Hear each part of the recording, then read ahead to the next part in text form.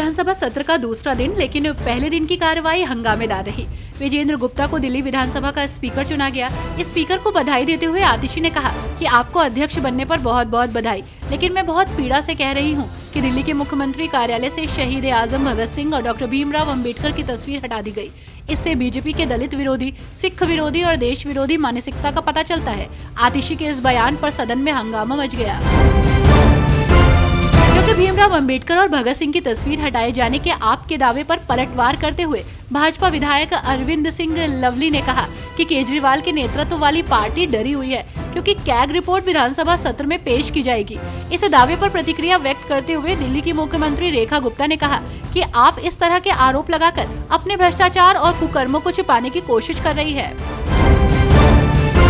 बिहार के भागलपुर में सीएम नीतीश कुमार ने पीएम मोदी की खूब तारीफ की और लालू प्रसाद यादव पर निशाना साधा। नीतीश कुमार ने कहा कि 2005 से पहले बिहार की स्थिति बहुत खराब थी। पटना में भी 8 घंटे तक ही बिजली आती थी। पहले लोग घर से बाहर नहीं निकल पाते थे। हम समाज में हर किसी के लिए काम करते हैं और बिहार के विकास में मोदी जी का सहयोग मिल रहा है। बिहार में अब हिंदू मुस्लिम का झगड़ा नहीं होता। पश्चिम बंगाल की मुख्यमंत्री ममता बनर्जी ने सोमवार को आरजीकर मेडिकल कॉलेज दुष्कर्म हत्याकांड की पीड़िता को अपनी बहन बताया।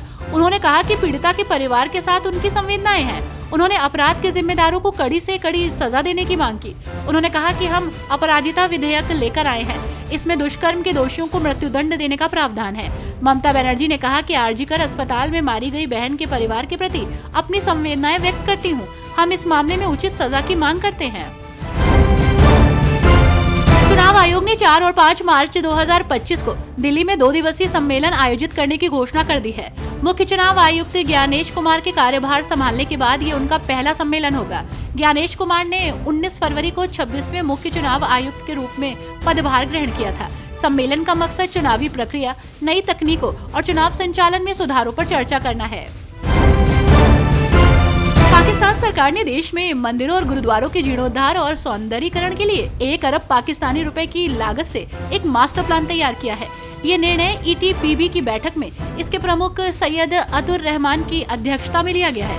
रहमान ने कहा, मास्टर प्लान के तहत मंदिरों और गुरुद्वारों का जीर्णोद्धार कर उन्हें सजाया जाएगा और 1 अरब पाकिस्तानी रुपए के बजट से विकास कार्य किए जाएंगे। भारतीय जनता पार्टी को 20 मार्च तक नया राष्ट्रीय अध्यक्ष मिल सकता है। फिलहाल जेपी नड्डा ये जिम्मेदारी संभाल रहे हैं, लेकिन वो केंद्र सरकार में मंत्री भी हैं। उनके जिम्मे रसायन और उर्वरक मंत्रालय है। सूत्रों के अनुसार पार्टी अगले महीने नया राष्ट्रीय अध्यक्ष चुन सकती है। 12 राज्यों में बीजेपी के अध्यक्ष का चुनाव पूरा हो चुका है।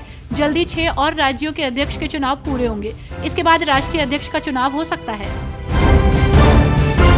उत्तराखंड के केदारनाथ मंदिर की आय पिछले 4 सालों में 2.3 गुना बढ़ गई है। मंदिर को मिलने वाले दान, चढ़ावे और विभिन्न सेवाओं से होने वाली आय साल 2020-21 में 22.04 करोड़ रुपए थी, जो 2023-24 में बढ़कर 52.9 करोड़ रुपए हो गई है। ये जानकारी श्री बद्रीनाथ केदारनाथ मंदिर समिति ने एक सूचना के अधिकार यानी कि आरटीआई आवेदन के जवाब में दी है। उन्नाव पुलिस ने एक बड़ी कार्रवाई करते हुए 5 संदिग्ध बांग्लादेशी नागरिकों को गिरफ्तार किया है, जिनमें 2 महिलाएं और 3 पुरुष शामिल हैं। इन आरोपियों के पास से सऊदी अरब की करेंसी, भारतीय पासपोर्ट और अन्य संदिग्ध दस्तावेज बरामद हुए हैं। मामले की गंभीरता को देखते हुए इंटेलिजेंस ब्यूरो यानी कि आईबी और आतंकवाद निरोधक दस्ते यानी कि एटीएस की टीम भी जांच में शामिल हो गई है। प्रयागराज के महाकुंभ में आखिरी स्नान 26 फरवरी को है। इसके ठीक अगले दिन सीएम योगी एक बार फिर महाकुंभ के मेले में रहेंगे, लेकिन इस बार वे उन लोगों का सम्मान करेंगे जिन्होंने 1.5 महीने तक यहां आने वाले श्रद्धालुओं की सेवा की है। सूत्र बताते हैं कि मुख्यमंत्री योगी आदित्यनाथ सफाई कर्मियों का सम्मान करेंगे, उनका आभार जताएंगे, जिन्होंने अपने घर परिवार की चिंता न करते हुए लगातार लोगों की सेवा की। सीएम ऑफिस के सूत्रों की माने तो योगी आदित्यनाथ नाविकों का भी सम्मान करेंगे।